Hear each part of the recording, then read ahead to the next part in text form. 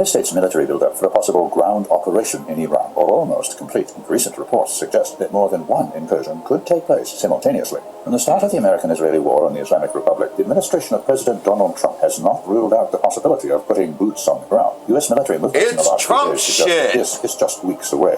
By March 27th, movement of up to 41 MC-130J Commando 2 Special Mission aircraft to RAF Mildenhall in the United Kingdom were documented, including at least 11 with the Silent Night modifications meant to support covert infiltration operations. 3 AC-130J Ghost Rider gunships were also documented there. 2 United States Air Force EA-57B Compass 4 electronic warfare aircraft were also observed arriving at the same airbase on March 31st. The very next day, the arrival of 12 A-10C Thunderbolt II attack jets was reported. Troops also began to arrive. On March 28th, the 31st Marine Expeditionary Unit arrived in the Middle East with some 2,200 Marines aboard the aircraft carrying USS Tripoli and 2 other amphibious vessels. Around the same time, it was confirmed that the 11th Marine Expeditionary Unit had made a stop at Hawaii with its 2,500 Marines aboard 3 amphibious vessels, including the aircraft carrying USS Boxer, before continuing its way towards the region. Meanwhile, according to various reports, some 3,000 paratroops from the 82nd Airborne Division began arriving in the region on March 30th. On April 1st, a report from the Atlantic revealed that the U.S. military is planning 2 possible ground operations in Iran and is awaiting a green light from Trump.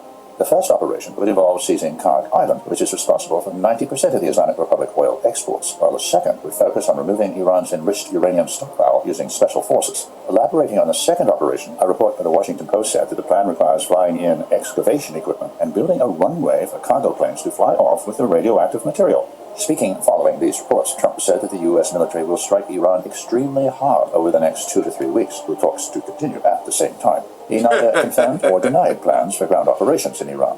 With an agreement remaining highly unlikely, U.S. ground operations in Iran could begin in a matter of weeks. The operations will be extremely risky, and while the U.S. has the upper hand when it comes to firepower, the Islamic Republic enjoys numerical superiority and the advantage of the defender. So there you have it, though. Yep. On with the body count. Shalom, first and foremost, like to give all praise to Yahweh, Ba'ashem, Yahweh Shai, Ba'ashem, Rakakadash, double honors, the elders and apostles of Great Millstone, who are teachers of truth and sincerity, and shout out to Yakims out there in 4 quarters of the earth proclaim his truth. Braka the Yahweh, Braka the Yahweh Shai, Ba'ashem, Rakakadash, Brakatum. So, day 3 of the Passover, as this weekend's said to be big because he's thinking about invading this weekend. It's what it's looking like. So here it is, ground invasion planned this weekend. Oil prices explode after Trump signals that U.S. is moving to wartime economy. We're fighting wars, not possible for us to take care of Medicare and Medicaid. Well, it was Basura, Cade, anyways, man. On Thursday, Alex Jones covered the economic results of President Trump's Iran war. Yeah, so we'll play some of it. May as well. Because the United States can't take care of daycare. That has to be up to a state. It's Trump shit. We can't take care of daycare. We're a big country. We have 50 states. We have all these other people. We're fighting wars. We can't take care of daycare. You got to let a state take care of daycare, and they should pay for it, too. They should pay. They have to raise their taxes, but they should pay for it. And we could lower our taxes a little bit to them to make up for, but it's not possible for us to take care of daycare. Medicaid, Medicare, all these individual things. They can do it on a state basis. You can't do it on a federal. It's Trump shit. We have to take care of one thing: military protection. Take it. He's going to blow up everything they got. Yep. So well done, Mr. President. Well done to our military. I'm very happy tonight. I bet you are. Okay, and it is wrapping up. But the president did highlight that this was really a far more imminent threat than people perhaps knew. Oil has exploded. One of the biggest jumps in its history in one day after Trump's speech last night that signaled continual war.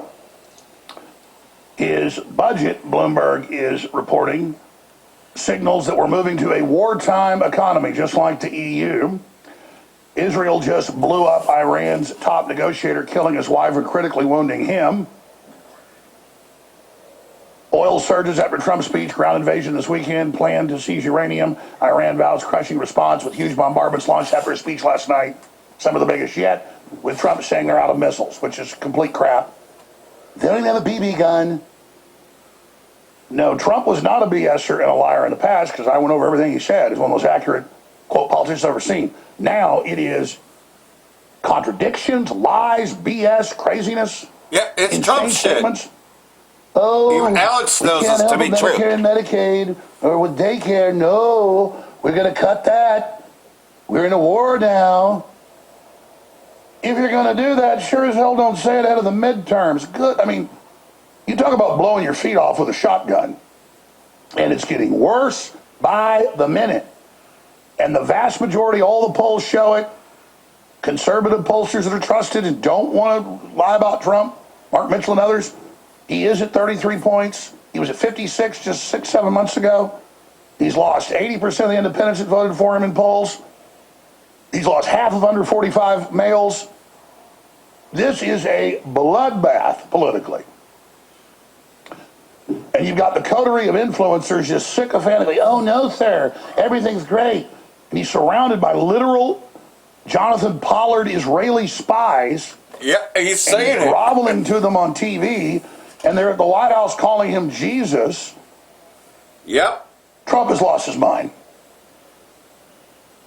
Absolutely, folks. We have to admit this to somehow have an intervention, getting back on course. You know, I know I know a bunch of White House insiders, and they're privately, don't you quote me, but God, no, he just starts screaming at people now, and he doesn't want to hear anything negative, and all he listens to is Mark Levin. I am, and no one else will side He me. basically sits in Mark Levin's lap.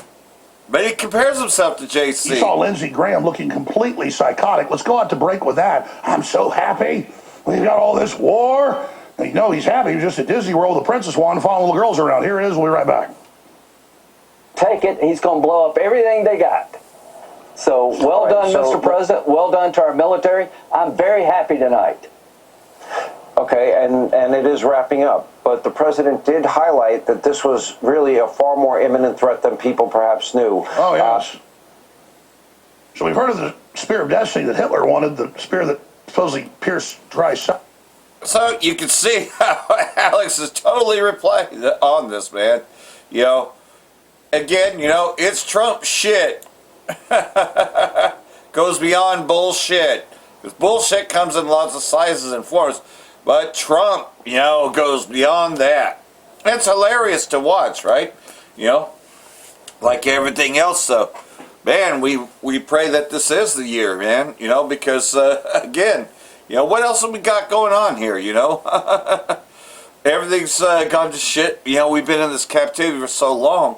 Man, I don't want to be stuck in a Stockholm syndrome that this is the best I'm ever going to do. Fuck all that. Trump threatens strikes against Iranian power plants. Tehran vows to annihilate U.S.-linked infrastructure. So like everything else, though, it's tit for tat, right?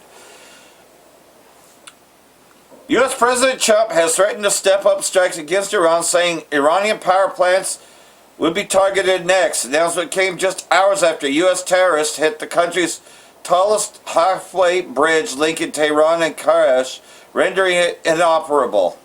Yeah, that's a terrorist attack when you get right down to it. Make a deal before it's too late. Trump threatens Tehran again as Iran-Oman draft protocol to reopen Hormuz. World's most important oil price hits record high as Trump threatens Iran. Oil drops on reports of Iran-Oman coordination to reopen Strait. And like everything else, so, we know that Amazon Cloud was also just hit by Tehran. U.S. intelligence assessments say Iran is not ready to negotiate. Why would they negotiate with terrorists? Because that's what the U.S. is a bunch of terrorists. So here we go. Here's some of the video footage. I mean, this is a terrorist act. You don't get any more terroristic than that. And it is the equivalent of the Golden Gate Bridge, and we're going to get into this a little bit because this is what's being talked about. This is happening on day 3 of the Passover. U.S. strikes tallest bridge in Iran after Trump threatens to bomb the country into the Stone Age. Oh yeah, it's another thing. He said he'd bomb them into the Stone Age. The likes of which they've never seen before.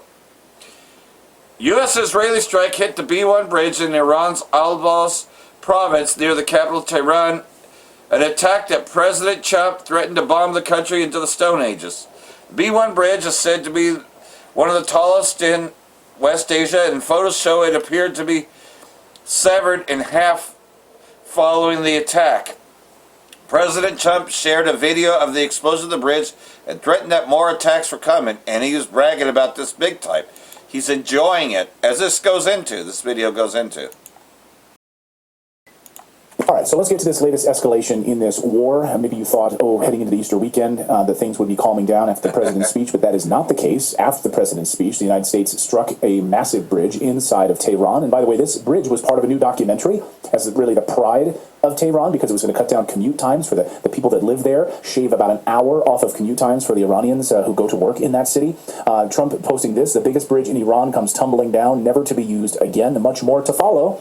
It's time for Iran to make a deal before it's too late. There's nothing left of what could still become a great country. President Donald Trump. The cruelty of it really gets me. At least President Biden had the manners to pretend he didn't blow up the Nord Stream pipeline. At least he lied. He had the courtesy of lying to us about it. Lied about the courtesy of lying, which has descended Europe into an energy chaos and crisis. But okay, so Trump is gloating about it on Truth Social, posting videos about a bridge come tumbling down again, so the Iranians can't go to work. And what sort of strategic target is this? Is this a war crime, striking civilian targets? Imagine if the Golden Gate Bridge in California were suddenly struck. I mean, that's what people are comparing it to today. And would we label that like a war crime? everything else, so that's a false flag that might actually happen. Who cares anymore, right? I guess that's we'll the way get into that things. But meanwhile, too. Iran has struck back. So here is a strike at the center of the center of Tel Aviv, just a short time ago, as confirmed on Fox News. Watch as this missile strikes Some fire into the heart of that. Feeling the impact. Fuck Amalek. Jarred apart. Entire neighborhood on fire, as again featured on Fox News. So not AI, but also being shared across social media as well. And you can see rescue crews attempting to get there and put out this fire in this neighborhood where this ballistic missile has struck. We're also learning today that an Amazon data center was struck in Bahrain. Oracle was struck in the UAE. And that's exactly what Iran said they were going to do, which is strike Microsoft, Google, Amazon, all of these large American corporations. And that's exactly what they're doing. And by the way, the United States is not protecting them at all because, well, we can't. And that is because they can't even pay for health care, so right? I want to talk about the president's speech, which has been Basura anyways. Bringing in Colonel Daniel Davis, host of the Deep Dive with Dan Davis, to get his latest assessment on all of these latest moves over the last hour or so. Colonel, great to see you as always. Always great to be here, Clayton. Thanks for having me back. So we watched your show this morning, and then, of course, your assessment of what the president was saying yesterday, and, of course, a lot of lies and inconsistencies. But now we see this latest escalation, and it seems like all of that has been, thrown out the window. Like what we heard last night in the president's speech seems to just be tossed out. So I guess any sort of ceasefire agreements, talk of peace, maybe all of that has been scuttled. Anyway, what's your assessment of this latest escalation this past hour or two? Well, listen, I think it's just a continuation of really what he said last night, because he was talking about bomb you back into the Stone Age where you belong. I mean, that was kind of alarming to me on the surface of it, because he was clearly talking about punishing the civilian population, the entire population, not just going after the IRGC or some of the political leaders or so, but I mean, literally just putting in the crosshairs the entire Iranian population, which can only have the effect that we're seeing, which is it's going to solidify across the political spectrum everybody in Iran together against the United States and Israel. I mean, if anybody thought that, well, if you just hit them enough and cause enough pain and hardship to the civilian population, then they'll start putting pressure on their political government or whatever. I don't know what the logic was, what they think. It's never worked out that way. And in fact, it virtually always works out as we're seeing here. And so then now here today with this bridge situation, especially given that he literally bragged on it and posted it on his social media on Truth Social, it seems like that he's making good on that. He's said all but said it on that Truth Social right there, that this he's using this whole all caps thing, make a deal before it's too late and all that. And listen, I mean, this is as close to a cut and dried war crime as you can get, because the only time you can hit civilian infrastructure, whether that's a bridge, whether that's electricity, power generation, is if it has a direct correlation to a military target. And at least from what I can gather so far, that is, I think your analogy to the Golden Gate Bridge is probably the best. It's just a civilian population there, and that has no military utility at all. Certainly definitely has no. It's terrorism. Anything we're trying to get done, because we're trying to just coerce the country through the destruction of its infrastructure to comply with what we want to do. It's not like, well, they need that bridge in order to get to a position here that we're trying to isolate them from, and if that armored division goes across, something like that, that could potentially be a legitimate military target, not this. And this just seems so pernicious, and it seems more like, I'm going to do this because I can, and what are you going to do about it? But it's going to work contradictory to anything President Trump wants. It will just make all of the people in the region certainly in Iran, say, listen, the only path we have is to continue to resist and not give up no matter what, because nothing is off targets, nothing is off limits. So I think that this is, especially if things go south here, he may be brought up, President Trump may be brought up on war crimes charges himself or so. And you may think, well, it doesn't matter what anybody internationally does, we'll just ignore that anyway. True enough, that's probably how it's going to work out. But that's not to say that if there comes a Democratic-led House of Representatives that may say, hey, you represent our country here, and you could be impeached on something that is most assuredly a high crime and misdemeanor, and this may have a lot more relevance than even some of the stuff in the past, some of which was definitely politically motivated, but this one would have some substance to it, so it won't be something easily dismissed. I just worry about what's going to happen to our reputation, quite aside from that, too, because this is tarring all of us around the world. As people say, the Americans are now just this gangster-type country that's doing all these things to other people, that just obliterating the rule of law, obliterating their own constitution, and now obliterating morality, what they used to want to be under the Reagan administration, a city on the hill, a model to be mimicked and standards to be trying to live up to. And now then we're saying it's all about power. You do what I want or I kill you. And that is reprehensible to me, and it's deeply wounding to, I know, a lot of people in the United States. But is it effective? Have we ever seen that work? So it seems to be this torture philosophy that if I hurt you and your people enough, you will bend the knee. And I'm searching my brain for when militarily that has ever worked.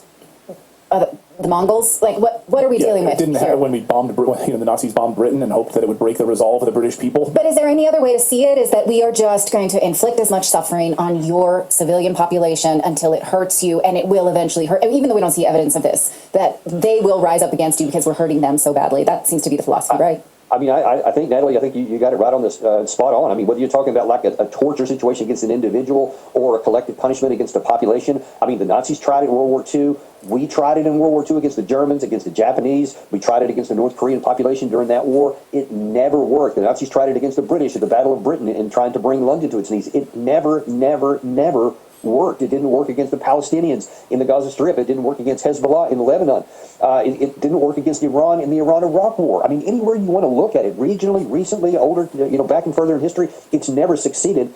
I guess it just has this allure because frankly, it's almost a little like war porn, if I can use that term, because it's like people lusting to use power that inflicts pain on somebody who's powerless. I think that some people get off on that. I mean, But then again, when you know Esau to be the bully, he's always been on the playground and all that, now you understand, and when eventually everybody stands up to the bully.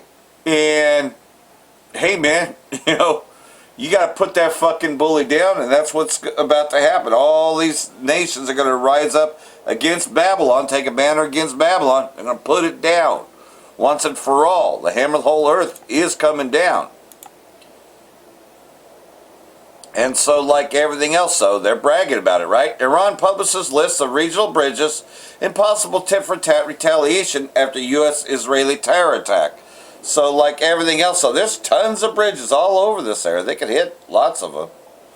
Iranian media published a list of major bridges across the region on Thursday, hinting at tit-for-tat retaliation following U.S.-Israeli attack on key bridges in the northern city of Kharush.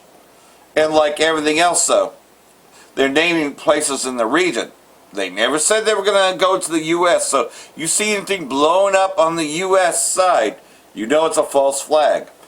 This list includes Sheikh Jabir al-Omar al-Sabar Sea Bridge in Kuwait, King Fahd Causeway linking Saudi Arabia to Bahrain, Sheikh Zayed Bridge and Sheikh Khalifa Bridge in the United Arab Emirates, as well as King Hussein Bridge, Damiyah Bridge, and Adon Bridge in Jordan. See, these are all within the region. The U.S. and Israeli strike carried out 2 strikes early Thursday on the B1 bridge, a vital transport link in Kharush, Al-Borz province, killing 2 people and causing major destruction. So, like everything else, though, it will be a tit for tat, but here we go. This is a video on false flag coming soon. And I believe they'll try that. They wanted you to think that they were going to do some sort of false flag in California. Well, Golden Gate's in California, isn't it? Well, this could be it, right? There's been rumor that they're going to use drones to blow up the coast. Remember that? That wasn't even that long ago. And always keep in mind, this is fun to Donald Trump as he puts everybody on the front lines, right? Have you been keeping up with the military aggression against Iran, the war against Iran? you would have probably recognized a dramatic shift in the rhetoric. Now they're talking about civilian targets, about totally decimating not just the military, but all the people and the civilian infrastructure of Iran. Well, today was a big escalation on that front. They blew up a big civilian bridge near Tehran. But I worry that this escalation is not just crimes against humanity, war crimes, part and parcel of an evil genocidal agenda. I think that this is actually psychological and prepping people for a big false flag to come. And I don't think its resemblance to the Golden Gate Bridge is an accident. We'll talk about this later in the video, but that's actually what I'm most concerned about here. To me, this signals that the Golden Gate Bridge might be attacked, a false flag attack, to set off a chain of dominoes leading to total destruction and mayhem in the Middle East, involving many American troops sent to die, and the civilian populations of these Middle Eastern countries that are affected, being pummeled and killed in mass. Well, today they did just that, but I think there's something deeper here. So I want to talk about how this connects with the prediction that I've been making about the Golden Gate Bridge, because this is making its way back into the discourse, largely because it's a suspension bridge in Iran. So when you look at it, it very much brings about the connotations of the Golden Gate Bridge, and I don't think that's accidental. I don't want to get ahead of myself too much, but I think that this is teeing up for a false flag attack on the Golden Gate Bridge, which would cause the United States to go berserk. Wrongfully, but it would happen. So the United States today admittedly bombed the tallest bridge in the Middle East, one that linked Tehran, the capital of Iran, to major other regions within Iran. It's called the B1 Bridge, linking Tehran to Karaj. But the most despicable part, Trump posted this on his Truth social page. The biggest bridge in Iran comes tumbling down, never to be used again. Much more to follow. It is time for Iran to make a deal before it is too late, and there's nothing left of what could still become a great country.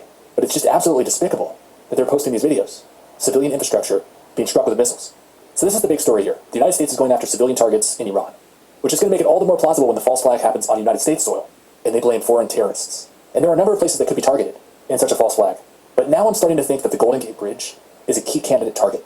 So you can see here the suspension bridge very much resembles at a distance, and brings to mind the Golden Gate Bridge, which you can go to YouTube, by the way, and find at least 10, maybe even dozens, of examples of the Golden Gate Bridge being destroyed in Hollywood movies, in major cataclysmic, emotional scenes.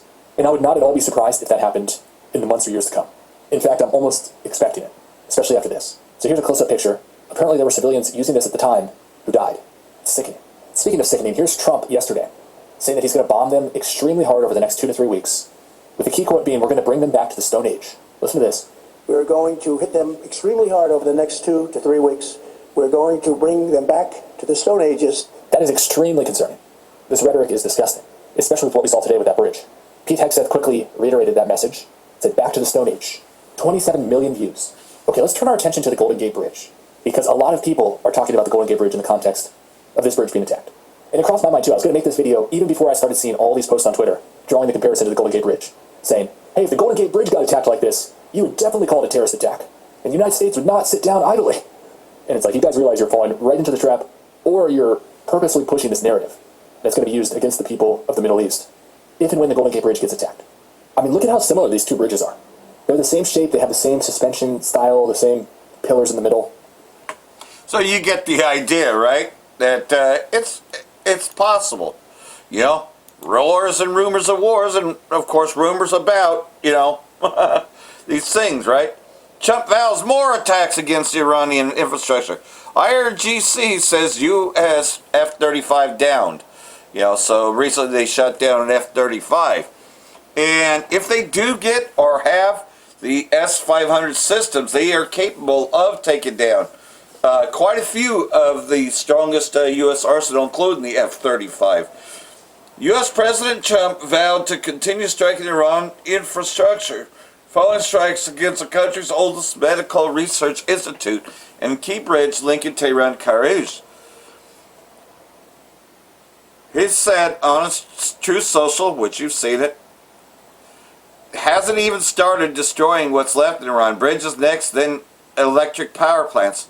His comments came after he threatened to send Iran back to the Stone Ages. Like everything else, though.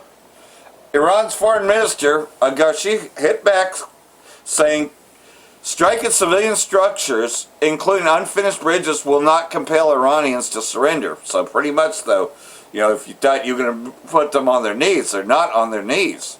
They're getting ready for revenge, for jihad.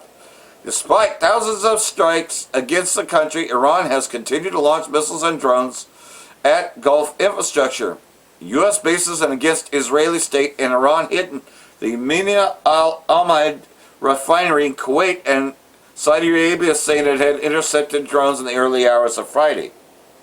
So, like everything else, though, they've already shown that they are fucking them back. Striking right back.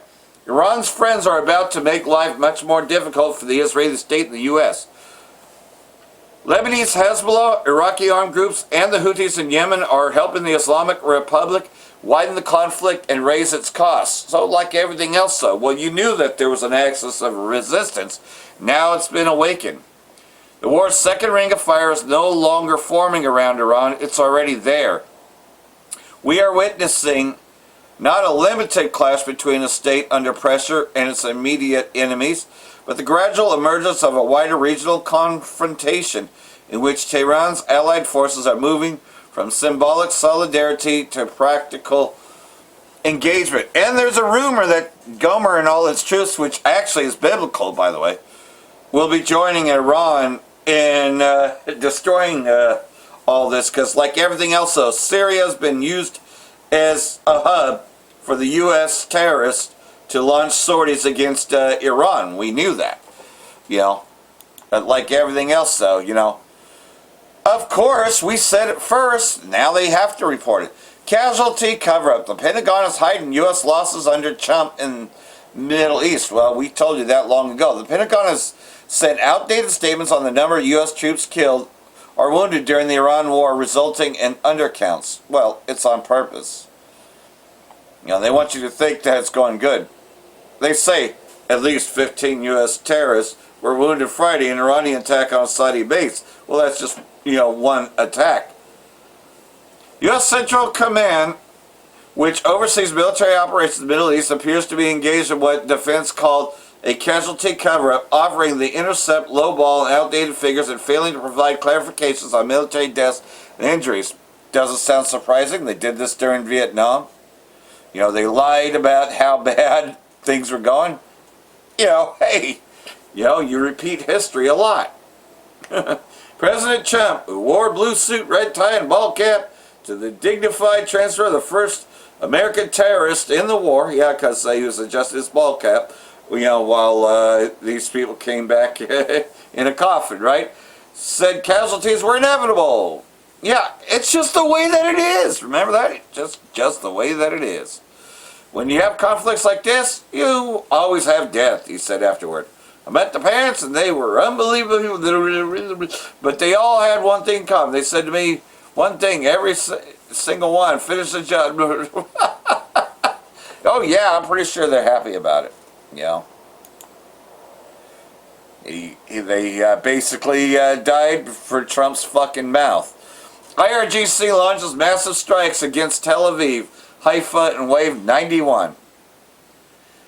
The IRGC announced the commencement of heavy missile attacks as part of Wave 91 of Operation True Promise 4, targeting the heart of Tel Aviv and Haifa.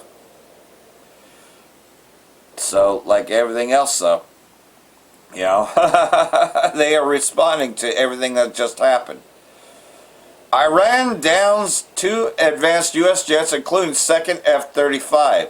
So, like everything else, though, and they're going to get better at this, too, especially if they got those S-500 systems. Iranian forces shot down 2 more advanced U.S. fighter jets today, including second F-35, despite President Trump's claim of destroying Iran's air defenses.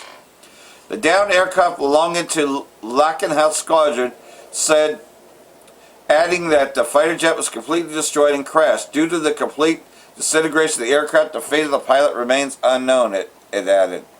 So, like everything else,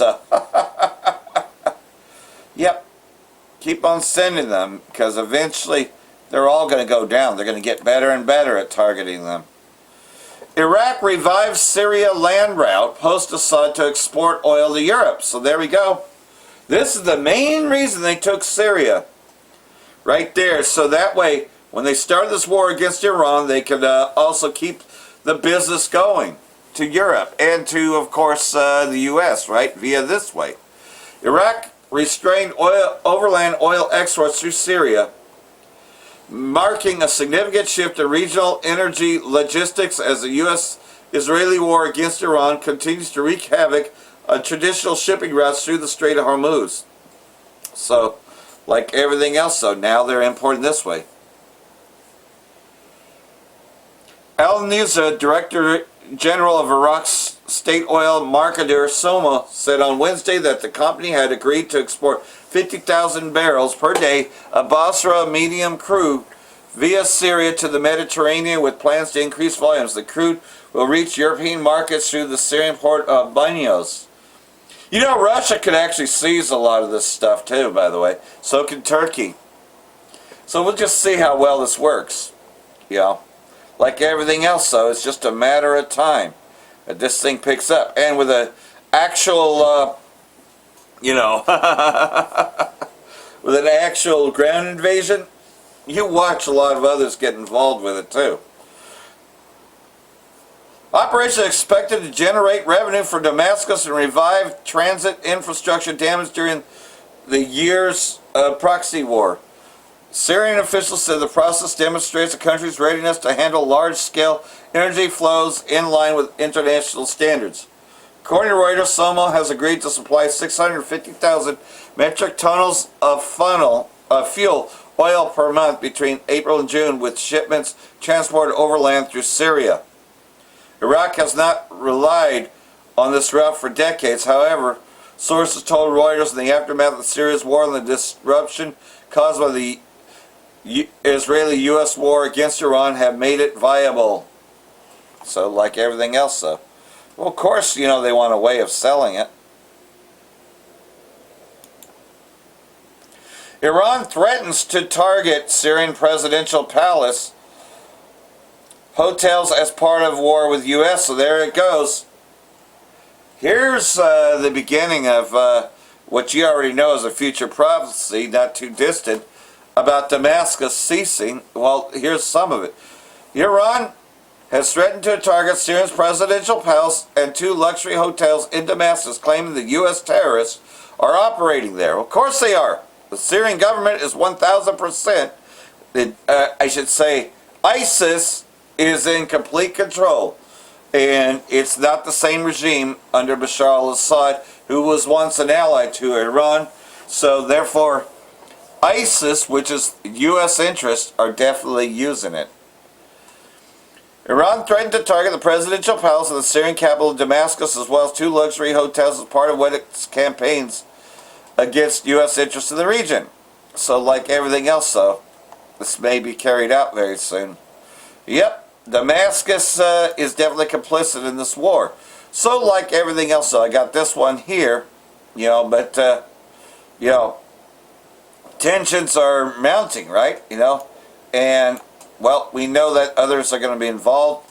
Again, we know that Turkey is going to be involved right here. You can see that, I'll go ahead and read this, even though I read it yesterday, maybe a little bit of Isaiah chapter 17.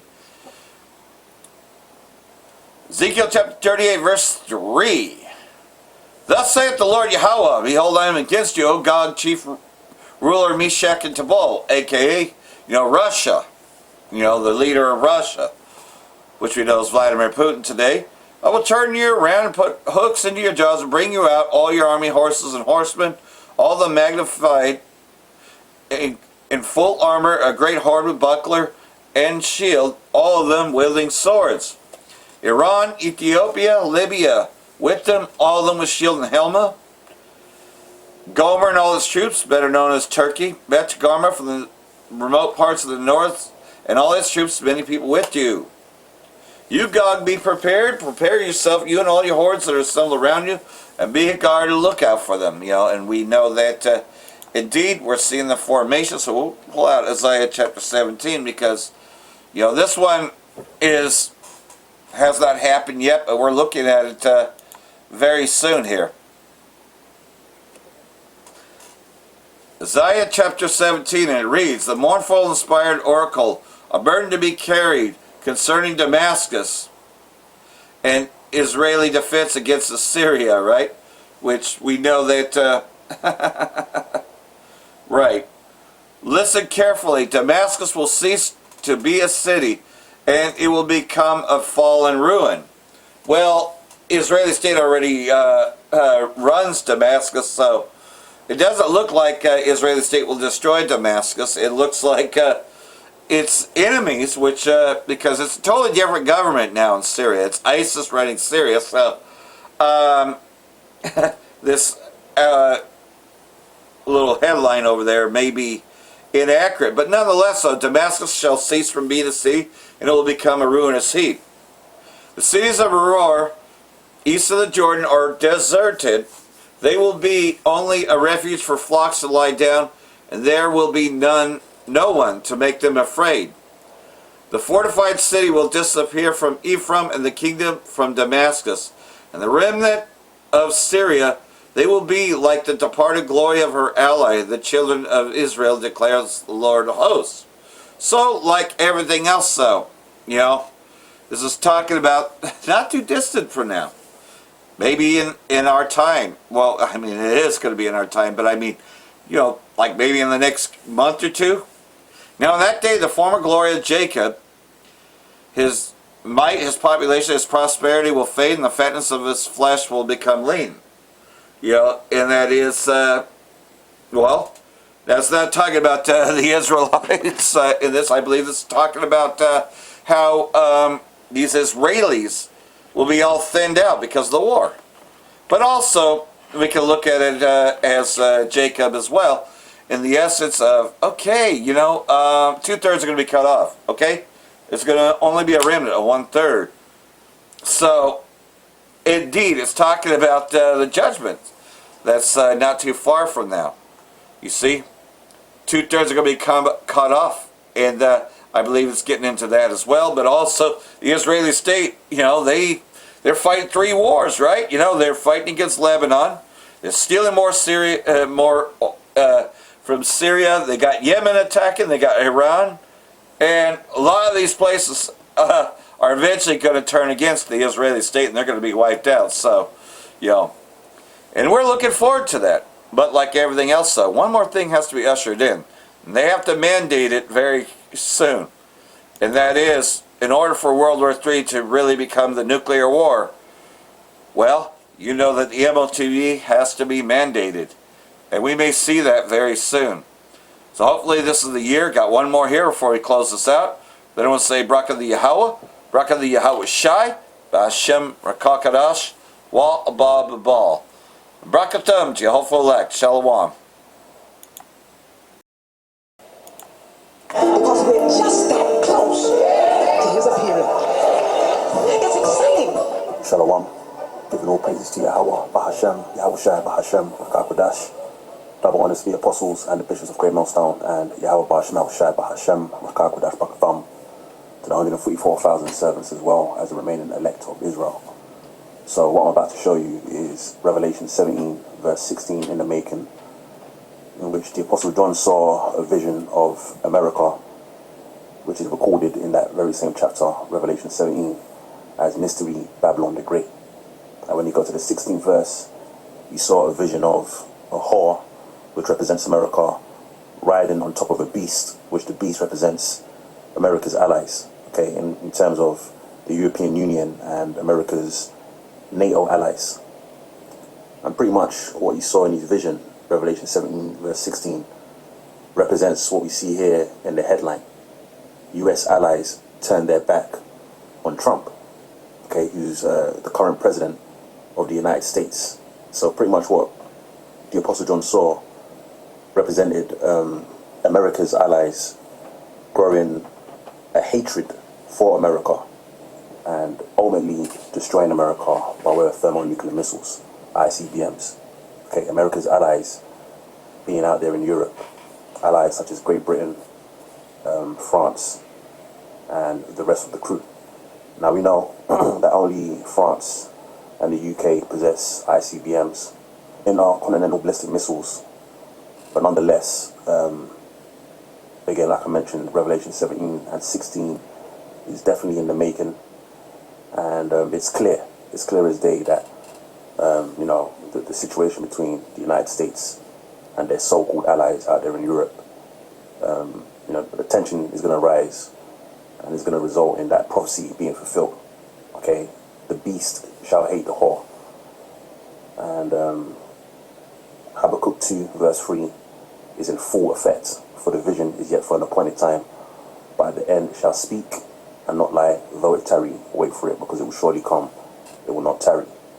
And that's speaking about the visions that our forefathers, the prophets, saw in their days, concerning the end of the world, the end of Esau's world, because as it's written, 2 Ezra 6 verse 9, Esau is the end of the world, and Jacob is the beginning of it that followeth. What we're witnessing as the hopeful elect of Israel, as the servants, the prophets of Yahweh Shai, we're witnessing the downfall and the end of this man's wicked kingdom, that man being the so-called white man, also known as the man of sin, also known as the wicked.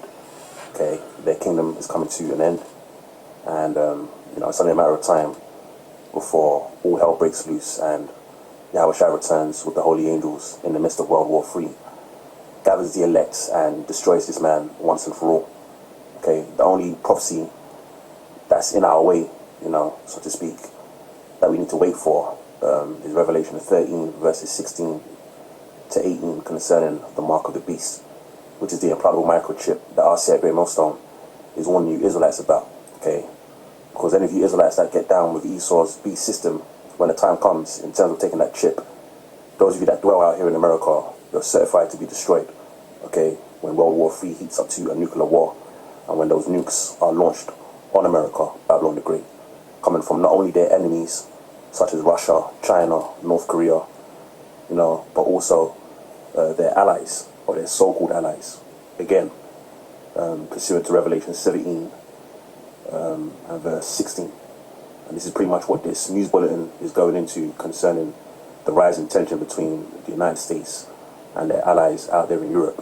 Why? Because Yahweh Shai is breaking up Esau's kingdom. Okay, and Yahweh Shai said himself, a kingdom divided against itself cannot stand. Alright, so what we're seeing is great division among these Edomites, which is Bible prophecy. Okay, we've also got Daniel, the 2nd chapter. You can read from around verse 38 on down. It speaks about, Esau's kingdom being divided, alright, at the very end of this Roman Empire, which has been revived in the form of NATO, the European Union, and America spearheading that whole hegemony, in which our Lord is breaking up this whole hegemony. Okay, and he's using this guy, DJT, to do so. Okay, he's playing a significant role in this whole ordeal. Anyway, we're going to play this clip, or this news bulletin, and that will be it. Trump is now disavowing responsibility for getting us into this mess in the first place. He says it's up to our allies to reopen the strait without any help from the United States. He told America's closest ally, the United Kingdom, to, quote, build up some delayed courage, go to the strait and just take it. Okay. Then later in the day, Secretary of Defense Hegseth echoed that same sentiment. It's not just the United States Navy. Last time I checked, there was supposed to be a big bad Royal Navy that could be prepared to do things like that as well. And after that, Trump decided it wasn't enough to lay this all at the feet of our closest ally. He decided to rope in our oldest ally as well. If France or some other country wants to get oil or gas, they'll go up through the strait and the Hormuz Strait. They'll go right up there and they'll be able to fend for themselves. I think it'll be very safe, actually, but we have nothing to do with it. What happens in the strait, we're not going to have anything to do with. We can take a machine gun from the shore, shoot a few bullets at a ship, or maybe an over-the-shoulder missile, small missiles. That's not for us. That'll be for France. That will be for France. So now it's up to our allies to fend for themselves and open the Strait of Hormuz, even though it was Trump's war. Trump did this. That prompted its closure. Meanwhile, several other allies are snubbing Trump and his war of choice. Yesterday, Spain closed its airspace to all U.S. planes involved in the war. And today, Italy denied landing rights to U.S. warplanes at any airbase in Sicily. All of which has provoked even more outrage from Donald Trump. So Trump is alienating our allies, demanding that they clean up his mess. And at the same time, our adversaries are getting the VIP treatment. Today, a Russian oil tanker arrived in Cuba, despite a Trump-imposed embargo on all fuel shipments to that country. In other words, folks, Trump is giving Russia special permission to violate his own blockade, even though Russia is actively helping Iran target U.S. forces in the Middle East. Help me make it make sense. And that's hardly the only way Trump is contradicting himself in this war. The president has repeatedly implied that this whole operation is about to wrap up. But at the same time, he's sending those 1,000 more troops into the region each day. Trump says his goal is to destroy Iran's missile capabilities and stop them from building a nuclear weapon. But today, Reuters cites multiple sources who say that the State Department's top official in charge of arms control has been given a new assignment: organizing an international summit about Antifa. You know, because Antifa has so many ballistic missiles and nuclear warheads. You see, folks, this war is a perfect reflection of the man who started it. Trump is contradicting himself from statement to statement. He's lurching from one objective to another. He's passing the buck instead of taking responsibility. Donald Trump is treating the entire world like one of his construction projects. And he's learning it's a lot easier to tear something down than it is to put it back together. Joining me now, retired Lieutenant General Mark Hertling and former U.S. Ambassador to Russia, Michael McFaul. Ambassador McFaul, you know, your head just kind of spins on all of this when you're trying to figure out exactly what we're going to do. I don't even get into what the allies are thinking, but I will, because we've treated them in such a poor way. Is it any surprise to you that they're so wary of helping the U.S. and are so reticent, and in fact, in the case of Spain and Italy, just outright saying no, because of what Trump is doing and the way he's approached them?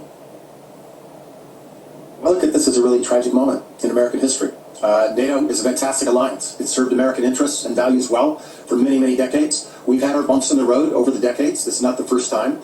But when President Trump came in, he disrespected our allies. He threatened to invade one of them. I want people to remind them of that. He literally threatened to invade one of them, and he called the other one. He said, "Oh, they're just the 51st state, right? That's Canada." And then he put tariffs on our allies in a completely irrational way. Made no economic sense. Made no national security sense. And he just disrespected our allies. So with that comes pushback, and it shouldn't have to come. This is a self-owned goal. We created this problem, but it is a tragic moment because in the long term, America, in dealing with China and Russia and Iran and North Korea, we need our allies. And right now, because of this war of choice, this is the greatest threat to the NATO alliance that we've had in the Trump era, and I'm deeply troubled by it. I'm scared by it. I hope we survive, but we are in some troubled waters right now. Yeah, General. And that's spiritual that he said that he's scared and he's troubled, because that's prophetic. That in itself is prophecy coming to pass regarding, you know, these so-called white people, these Edomites, you know, being afraid of what's coming. Because when you go to the book of Job, I believe that's Job 18 and verse 11, what does it say? It speaks about how terrors on every side shall make him afraid and bring him to his feet. So this is what we're seeing in the making. Okay, and it's beautiful to see, you know, those of us that are watching out for these prophecies, measuring the times, I should say, concerning the scriptures, the prophecies, you know, and what we see in the news. It's beautiful to see because, you know, everything is coming to pass, just as our Lord Yahweh Shai said. Okay, you got Isaiah 55 verse 11. The words of the Lord don't go out void. Okay, and they shall accomplish that which he pleaseth, roughly paraphrasing. So this is what we're seeing happening. Okay, the Lord is at work. It's time for thee, O Lord, to work, as it says when you go to Psalms 119 verse 126. So, you know, what we're seeing in the news is beautiful, and we're getting closer and closer to the destruction of America, Babylon the Great. So with that, I'm going to sign out. This is Yashalom. I will Yahweh Bashma Ashabra Katham.